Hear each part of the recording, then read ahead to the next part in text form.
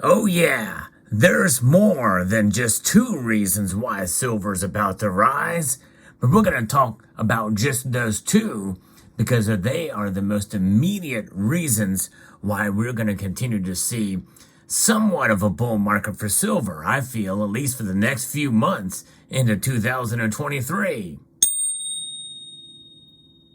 Let's explore!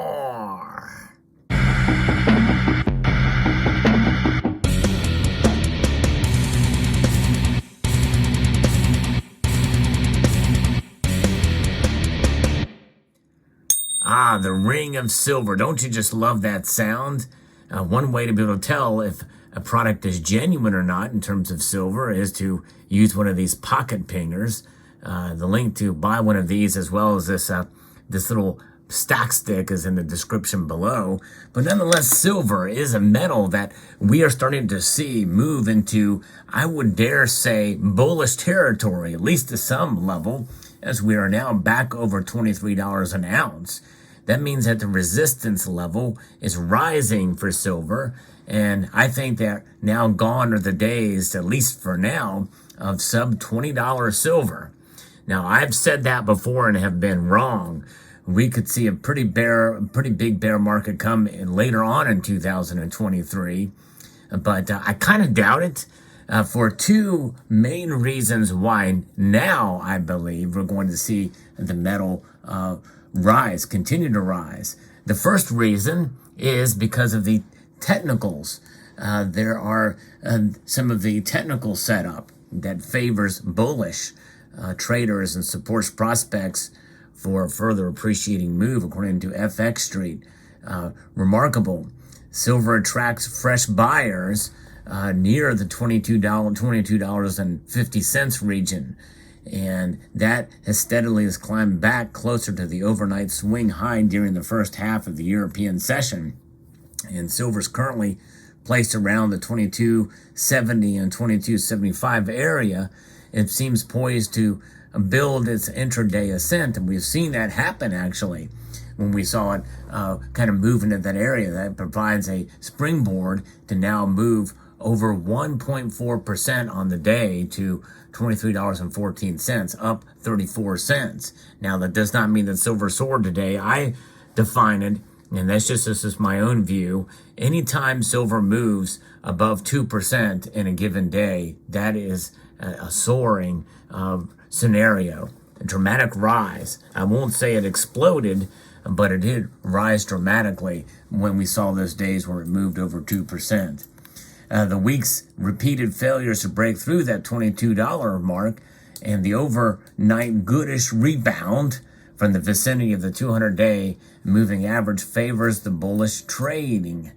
Moreover, positive technical indicators on daily, hourly charts are still away from being in the overbought zone and adding credence to the constructive outlook for silver.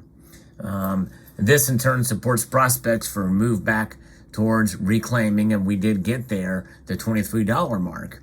And it will challenge the multi-month peak around the $23.50 to 55-cent zone that we saw earlier in the week. Some follow-through buying would pave the way for an extension of the upward trajectory.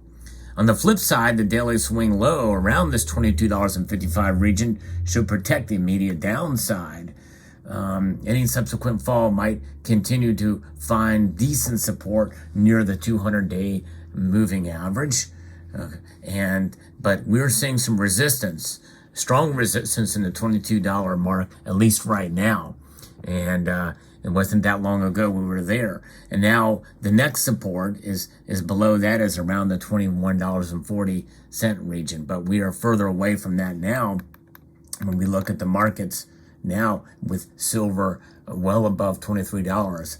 And in the ask price, there's a dime's worth of difference between the bid and ask right now, but well above $23, bringing some great support there for silver. Now, gold is also up, but not by nearly as much. This leaves the gold to silver ratio now at 77.66, so narrowing slightly. And again, as is usually the case, whenever there's a wild movement, or whenever there's movement in gold, silver tends to move more wildly in either direction. And so that is giving us that bullish case right now for silver, $23 silver. And some of us thought, well, we wouldn't see this number for quite some time, especially as we head towards the end of the year. We are days away from the Federal Reserve raising their rates, and I believe they're going to do that of the 50 basis points, which in theory should leave credence to a continued sustained silver price right around where we are at now. I don't think it's going to lower it. I don't think it's going to raise it that much either, because some people think that because of the quote good economic or the quote employment numbers, unemployment being lower than expected, not taking into account the labor participation rate, which is overall negative, the dollar index and the like will react to the other direction, and we will see likely silver and the dollar will kind of remain somewhat bearish on that news, because the Federal Reserve is not going to raise rates as dramatically. In other words, if they go 75 basis points, that would be bearish for silver, but I don't think they're going to do that. So I don't think that, at least in the short term, that we can really count on the Fed for helping to move the dollar index and by association silver. But there is one other thing. We're going to talk about the other reason why silver is going to continue to rise based off of what we've got here, and that is going to be what's happening down in Peru. Yes. Now, you've heard me talk, to preface this, about two of the major mining companies, Hecla and First Majestic, in their third quarter increased silver production, dramatic increases. But in Peru, it's a different story. Peru was the third largest silver producing country. According to the Ministry of Energy and Mines of Peru, according to Kitco, silver production was 263,906 kilos in October 2022, which is a decline of 2.3% compared to 270,075 kilos mined in October of 2021. So that's the third largest producing country in the world. And the Ministry of Energy and Mines in Peru said that this negative performance was primarily due to the lower production reported by Compañía Minera Antamina, South America, and Compañía Minera Ares, SAC. At the company level, Compañía Minera SA was the largest silver producer in Peru, accounting for 17.1% share of the country's total silver production, followed by Compañía Minera Ares SAC, which is 8.2%, and Volcan Compañía Mineras SAA, which was 6.8%. At the regional level, Ancash maintained its first position, accounting for 21.6% share of Peru's total silver production, followed by Pasco, which is 19.4%, and Junín, which is 14.6%. So those are not a dramatic decrease, but that's going to weigh against the increases that we saw in those Mexican mines. And so that will be interesting to see how that fares.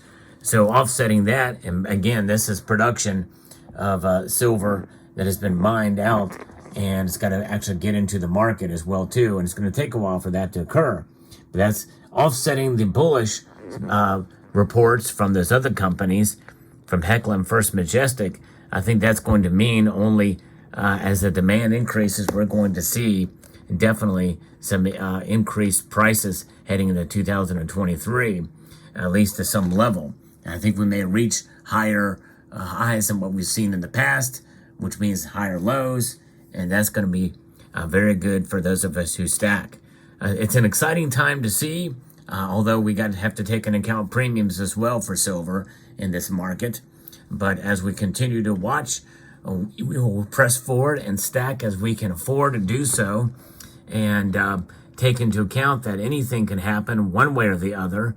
But I believe that this is why silver will continue to rise.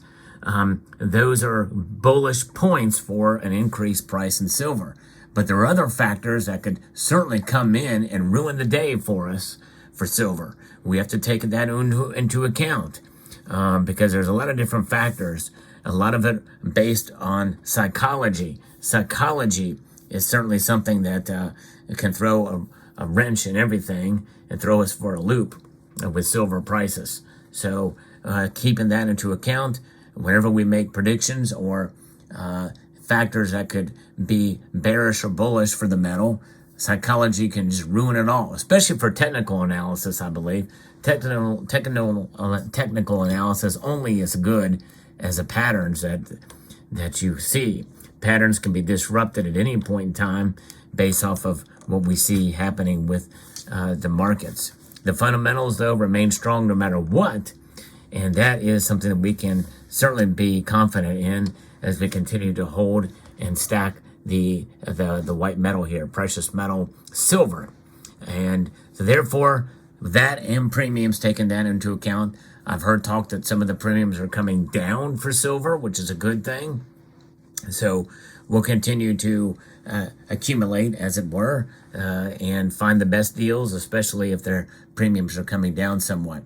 And it doesn't surprise me because we are getting into high production again for the 2023 offerings, and continue for places like the United States Mint with the Silver Eagle. The Silver Eagle here has an amazing sound with that 40 millimeter piece. This is a coin that will be minted again. Lots in 2023, as my guess will be coming. And so you might be able to stack Eagles for a fairly decent price in 2023 above spot. But spot price might be higher, which means you might be paying near the same as you are now. But you're being protected by that spot price. Whereas I think I'd rather buy a Silver Eagle for $45 with a spot price of $38 than for $40 with a spot price of $20. Wouldn't you? It would make me feel a whole lot better. Let me know what your thoughts are in the comment section below. Hope you found this video insightful. I would like to extend a multitude of gratitude to all of you for taking the time to watch, and to encourage you to please rate, share, comment, and subscribe.